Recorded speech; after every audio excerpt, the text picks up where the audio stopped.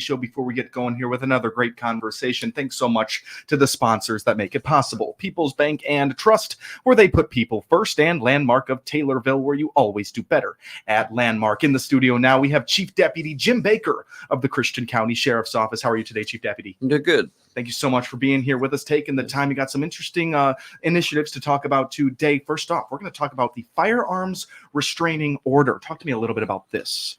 Yeah, so the firearm restraining orders, basically it's no different than any other court processed order signed by a judge. And the purpose behind it, to make it really clear, it's not to burden someone by taking their guns. The idea behind it is it's a judicial form that basically is signed by a judge to get someone mental health help or to remove the risk of violence to others. And basically what the idea behind it is, so family members oftentimes are the first one to know that somebody's going through a crisis or a mental health issue. And when they observe that and see it, there's some steps that they can take, that they can reach out to the circuit clerk's office. Typically the forms are online. They can fill those forms out and petition the courts for, once again, a temporary removal, transfer, if you will, of the firearms. And it's so, when somebody's going through a mental health crisis and making statements that they're wanting to harm themselves, and the family are picking up on this, they can basically apply for it. Okay. And there are certain things, it's a state statute that basically that requires who's labeled as a family member. We as law enforcement take a different route. We've got what we call a clear and present danger. If we respond to a call and we clearly believe that somebody's life could be in danger by this person's mental state, we could then follow through with a clear and present danger. It's a system set up through the state police that we would basically file ourselves. But in this, with the firearms restraining order, or sometimes if they Google it, as the Illinois FRO, and the firearms restraining order allows family members that's specifically labeled as spouse, parent, child, stepchild, any other related by blood or present marriage to respond to file this petition. Also, intimate partner, spouse, former spouse, or persons who the respondent has alleged child or in common or a dating relationship. Those are the types that would be filing for this order. This system actually has worked in the past. We had a individual that was going through some mental health issues, making statements to a family member. They reached out, how do we do this? And that's one of the things that I wanted to bring to the public, was there are resources out there to help somebody, that the steps you take may save that person's life. So you get that firearms restraining order in place, help that individual through their mental health. And then, like I said, it's not a gun grab. The sheriff's office is clear that, our stance isn't here to come take guns. But there are things that are in place by the state laws that say, hey, this person needs help, and they're posing a threat to themselves or to the public. Or to other family members. Sure. The entire focus is just safety to the person dealing with a mental health episode and the people around them. You got to get the firearms out of people's hands that could be in a dangerous position there. So that is pretty much, I can see where some people could see this is a gun grab if I'm having a mental health episode, but that is not the case. The temporary nature of it all is it's up to the court in reality there, and your family members. And maybe my question is, if a family member doesn't have the credibility, maybe the documentation to have a firearm, what can they do if their family member is still dealing with mental health? Yeah, so there again, first step would be to file this petition for the firearm restraining order. Then the judge is going to make a decision. It's no different than an emergency order of protection to protect a individual in a relationship. They're going to read the statement, make a decision. Ultimately, it comes down to the judge filing for or signing the order. And then what happens is, through those statements, if the judge finds enough reason to sign the order, then the person could transfer the guns, a temporary transfer, to a rightful gun ownership individual having a valid FOID card. You basically fill out the list. These are the guns that I'm transferring. They comply with the order. Then there'll be a hearing. And in that hearing, it gives the judge the availability to decide whether or not that's going to go on for a plenary, and it could be up to 6 months while the individual's receiving mental health treatment and probably going back through mental health process to show that this person's, making some recovery on their mental health, at which time we've seen it where the guns have went back to the individual. Sure. So that's the process that takes place throughout that. There are the instances where if the order is in place and they're not compliant, the local law enforcement ordered by the judge would serve a search warrant to remove the guns. Based on the fact there, again, I want to reiterate the fact that the idea behind it is to protect the individual that the judge has clearly decided or seen through past behavior could be a threat to themselves or to others. And at that time, that's where, law enforcement would come into play to serve a search warrant, there again, simply to temporarily remove the firearms. However, in I want to say most of the cases that I've seen pass through the sheriff's office, there's typically a way that once the individual has a clear understanding of what is being done, it's usually we can find a resolution to have a cooperative agreement to these orders. I could see there being non-compliance within individuals already dealing with mental health episodes. What happens when there isn't compliance there? Would it be criminal for that person to have that search warrant done to their house if they find a weapon? What would the process look like there? Well, there again, the search warrant of the house is the search warrant's going to say basically to remove firearms. Okay. That's it. Okay. It's not in no time are we, even with the new gun laws, we're not going to, the sheriff's office isn't going out to do compliance checks to see if you have firearms. What it would do is there again, remove the accessibility of firearms to a mental health patient through a firearms restraining order.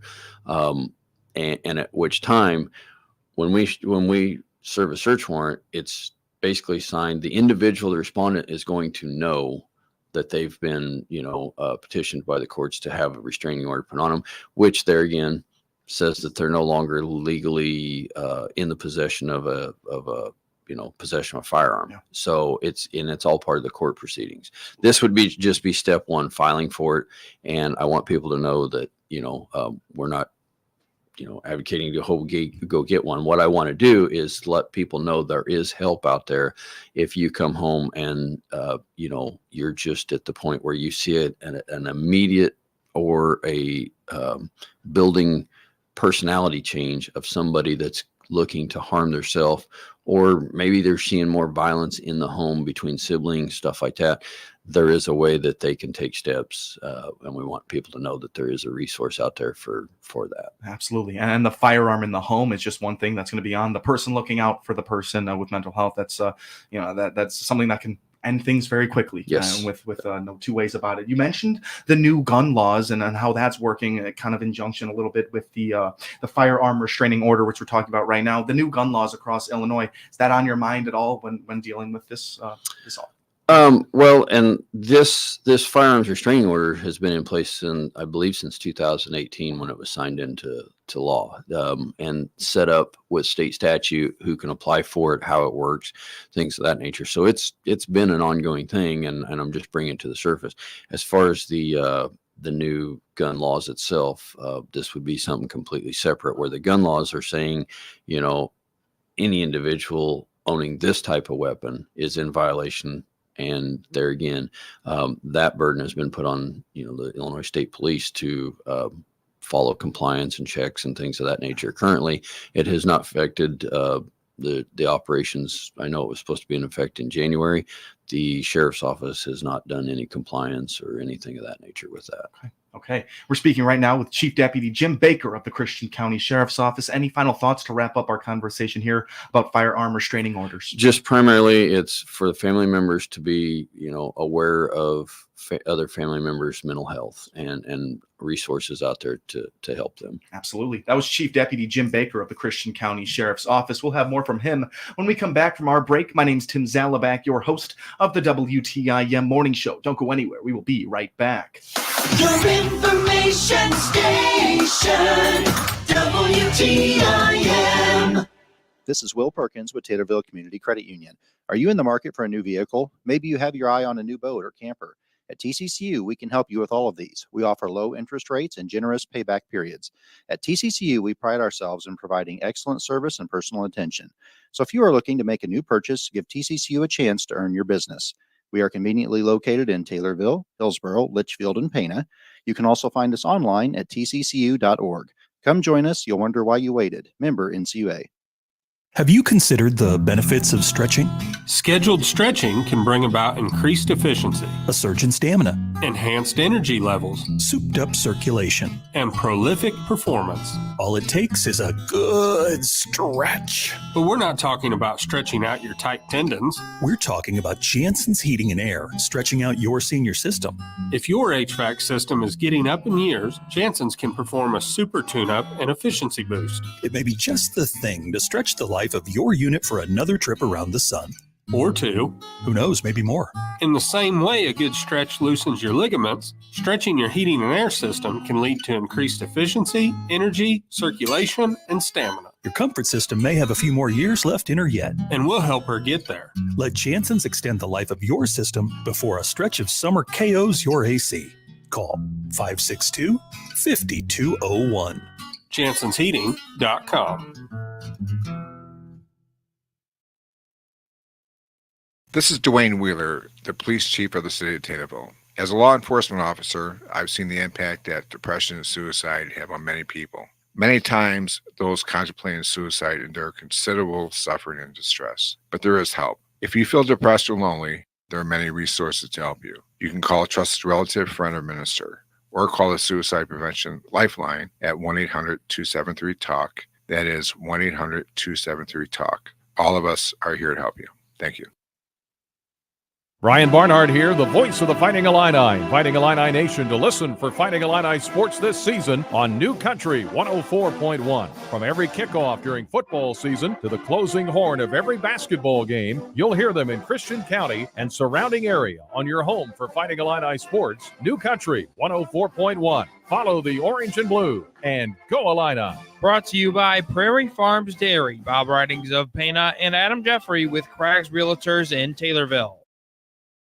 Hi, this is Carrie Ostwick, financial advisor with Edward Jones, located at 601 North Webster Street in Taylorville. To find out all the services we provide, click our icon on the obituaries page of TaylorvilleDailyNews.com. I'm Kim Bourne, CEO of Taylorville Memorial Hospital, and we're hiring experienced nurses to join our great team. Learn more by clicking on our icon at TaylorvilleDailyNews.com. Your information station, WTIM. Welcome back to WTIM, your information station. My name is Tim Zalabak, your host of the WTIM Morning Show. Thanks so much to the sponsors that make it possible. People's Bank and Trust, where they put people first, and Landmark of Taylorville, where you always do better at Landmark. In the studio, we've been speaking with Chief Deputy Jim Baker of the Christian County Sheriff's Office. That first half, we talked all about the firearm restraining order and all the information that the community would need to know about that. Now we're going to hop in to a different conversation here, talking about the Sheriff's Association initiative. Talk to us about this, Chief Deputy. Yeah, so yearly, every year, the Illinois Sheriff's Association sends out memberships, and I believe in the past they used to do phone delivery, or phone calls trying to acquire membership. This year, in the near future, you'll be seeing something where there's going to be an every door direct delivery, and it's obviously, as we talked on break, it's legit. When I say legit, if you receive something in the mail, typically somebody's paid money to have a double-sided flyer created. Somebody has spent the money for postage to get it to every resident in the county. And with that, when it goes out, they're looking for memberships for citizens and businesses. On the citizen side, they offer up an associate, a family, and a medallion membership, all of different cost. And on the business side, they have a bronze, a gold, and a platinum.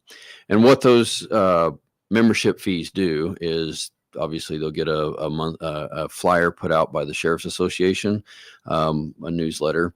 There's different things that go with different memberships, stickers, license plate holders, and stuff like that. But primarily the idea behind it is the Sheriff's Association collects these funds for the membership throughout all 102 counties within Illinois. Then they do things like we talked a few months ago with the ISA scholarship. And that scholarship is a way for somebody locally to write an essay and get a scholarship for college. But beyond that, the funds are spent throughout the state. When you become a member of the Sheriff's Association and make your donation, those funds go to numerous things across the board aside from the scholarship. It helps for trainings in the deputy side and the administrative side to keep up with local laws, drug prevention programs, grants for canines where they'll use that equipment for protective equipment for the canine and the handler. And then they'll do things like protective equipment grants for all the sheriff's office to apply based on the availability of the funds and the equipment available. And lastly, the resources are put towards injured or loss of life in the line of duty for deputies specific. So these membership funds cover a wide range of operations over for the Christian County Sheriff's Office, and a lot of important ones, it sounds like right there. And a lot of expansion can be had with these memberships. Yeah, the county gets quite a few, like I said, out of the 102 counties, they all have, sheriff's departments in them or sheriff's office that receive funds for different things, and it is a wide range of things that it goes to. Locally, we always yearly, for the past, I believe, under the current sheriff, I know he made mention the other day that every year he's awarded at least one scholarship, sometimes two, to local Christian County residents. Very important right there. And if people want to get involved in the membership program, if they want to get something sent to them, where can they go? Yeah, so you can get on the Illinois Sheriff's Association website. There is a place there to become a member, or contact the Christian County Sheriff's Office, and we'll set you up and bridge that gap to get you a membership. Perfect. Easy enough. And it all goes back in to help the Christian County Sheriff's Office there in so many ways. Chief Deputy Jim Baker just explained to us there. Shifting gears a little bit in our last 3 minutes of the morning show here. It is agriculture season out there on the roads, Chief Deputy. What do we need to know? Yeah, so every year, we have our topics that are seasonal. This is just a reminder that in near future, I know some people were still waiting on this winter to get behind us and first day of spring to actually feel not like a roller coaster, but we will have a lot of implements up and down the roadways. I just seen some the other night. I don't know if they were moving equipment or getting anxious to get in the field, but you just kind of remember, slow down, give them a break, they've got to do their job, get to where they're going, and the roads will be full. Those safe driving habits get you there, not erratic and in a hurry. So I have found as a newbie to the central Illinois area that if you're stuck behind one, it won't be too long. They're going to make a turn there pretty soon. Yeah, they're always looking in the rearview mirror. They're looking for the first available safe location to get over as far as they can or turn off that road. They're not doing long travels, and if they do, they usually pull over and let the pile up of traffic behind them. Absolutely. And that was Chief Deputy Jim Baker of the Christian County Sheriff's Office. And in our last minute, the weather, like you said, has not been nice to us. What do we need to know about the roadways? Yep. I'll go back to the fact that it's not so much roadways right now. We got to keep in mind with erratic tornado season. Keep up to date with what's going on locally with the new Sheriff's Public Safety app. If you download that, you're going to get up-to-date information on current weather events. Absolutely. All righty. Chief Deputy Jim Baker, we still got a minute left here. If you have any more words for our listeners out there, or maybe a jail update, if you can fit that into a minute. How's it going over there? Yeah, so we are in the near future, they are moving out of the Market Street. So a quick update on that is we've got bids going out to local contractors. Any local contractors are listening that want to go into the bid process, they can get the information from the courthouse there to do local bids. And coming up in April, we're going to basically do a walkthrough of that to get the contractor started on the 214 West Market Street. process is really moving there, and it's good to hear. Chief Deputy Jim Baker, thank you so much for taking the time today. Yes, sir. Thank you for having me. Absolutely. That was Chief Deputy Jim Baker of the Christian County Sheriff's Office. Always a great conversation, very informative. My name is Tim Zalabak, your host of the WTIM Morning Show. Thanks so much to the sponsors that make it all possible. People's Bank and Trust, where they put people first, and Landmark of Taylorville, where you always do better at Landmark. You are listening to WTIM, your information station. Your information station, WTIM. SRN News, I'm Greg Clugston in Washington. The number of Americans signing up for unemployment benefits fell slightly last week. It's another sign that the labor market remains strong. The evacuation of some U.S. citizens from Haiti has begun. The State Department says more than 30 citizens will be able to leave Port-au-Prince each day that the government can safely operate helicopter flights. At the same time, the state of Florida is chartering flights to bring home Florida residents, including children. Shohei Ohtani's interpreter and close friend has been fired by